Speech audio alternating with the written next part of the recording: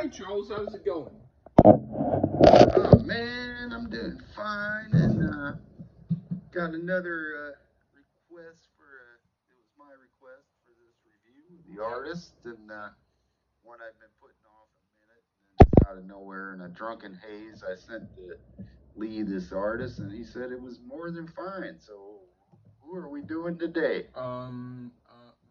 We were going to do an album that when you sent me the picture, it looked almost like you went into my bedroom and took a picture of the album that I had. I'm kidding, but I had it. It was Big Bill Broonzy with Watchboard Sam. Big Bill Broonzy, maybe. I could be wrong, Lee, but I think like this guy doesn't get enough respect and credit today. I was in a Big Bill Broonzy phase where he was the very best bluesman that I ever heard. And I'm not necessarily going to say that he isn't now, but I mean, he did so much material, and some of the stuff that he did was absolutely fantastic. But the recording quality for like the 30s was very primitive. So you still hear great music, but you hear it on what sounds like stuff recorded from a tin can, engineered by a cat who clawed the buttons. But this album, I got it probably because even though the other one that I had, which had great stuff but sounded like the tin can recording, I figured this would be more of a studio recording, and it might have been from his later period, but still, the only thing I thought about was I was getting stuff by him and other bluesmen at the time, and so I just happened to have this album. So yeah. Oh, that was pure lucky pick on my part. Yeah. I don't know if it came. I believe it came out in 1953. Okay. Or that's what the Apple says, and other things say 1953. So if that was the case, it wouldn't. I know exactly what you're talking about. The tin can, rough sounding, almost lead belly-ish type sounding stuff, where you still hear that greatness, but recording qualities weren't that great.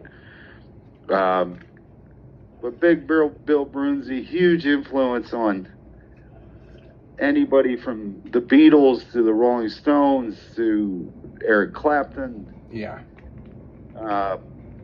The dude played primarily an acoustic guitar, which if you listen to this, is incredible. I'm just going to give that away. And Washboard Sam was an alleged half-brother of Big Bill Broonzy. Okay. Who primarily plays the washboard. Yeah. But also does a little singing on this record. So, I don't know what else to say other than, I think we should just get into it. Okay. Do you want to start or me? I can start. Why not? Okay. What do you think of the first song, Little City Woman? Man, this is some great blues greatness right here.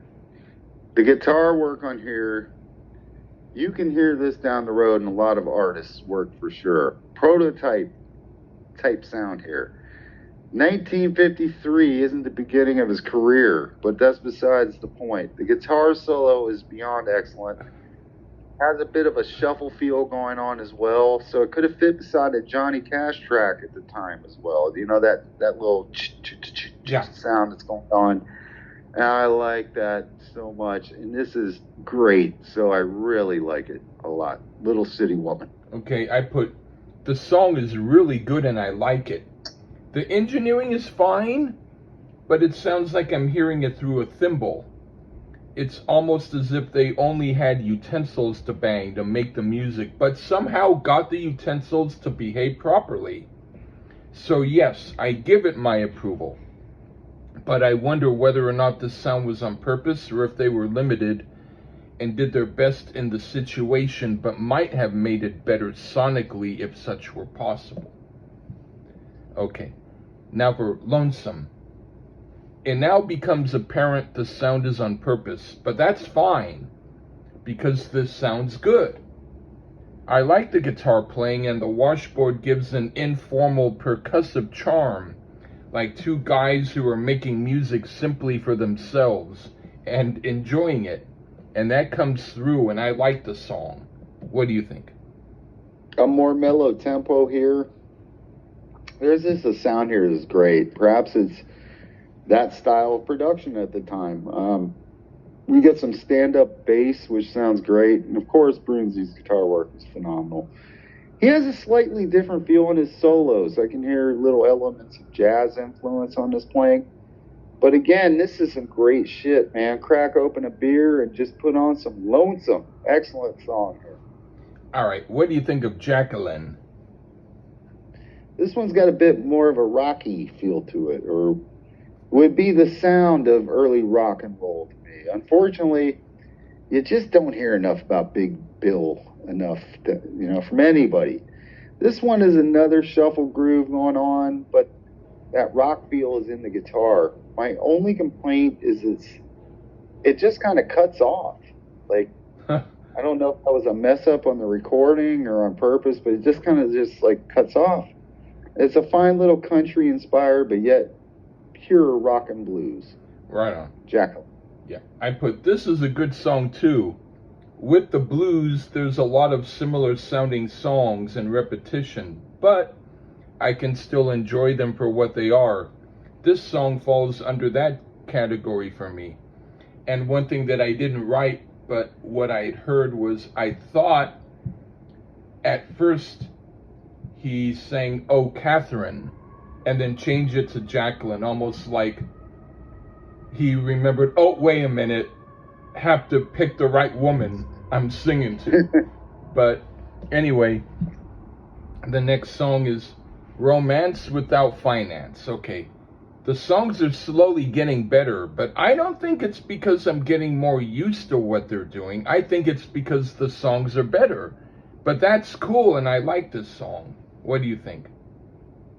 Well, at this point in the record, I'm convinced this is as fine of a bluesman as Muddy Waters.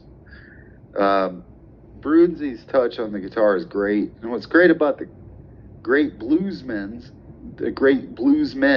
of their day is they take a fairly simple song structure and just make it great. And very hard to play due to their talent. I mean, it's basically easy. But with the talent of the players, far from easy. And to think, this is all played clean, no effects on amps, none of that. It's just another solid track here. Right on. What do you think of By Myself? I'm thinking this is a Washboard Sam showing up on the vocals here. It sounds a little different. This song has a more of a piano-driven thing going on as well. I love the vocal harmonies on this. They work great. This one's a bit more upbeat. I mean, it's 12-bar blues again, but well played. And while it's the blues, it makes you smile a bit at some of the funny lyrics going on. There's a certain swagger to this one. A fun song here, By Myself. Right on. I put the addition of the piano brings enough to it to make it sound more like a band, and it works. I like this song, and I could imagine a rock band covering this song. All right, now for Shirt Tail. All right. This sounds more like a jam they did to warm up, and the engineer decided to sneak and record it, but that's cool, because I like the candid vibe of it, and the informal song structure. It's one of the better songs on the album because of it.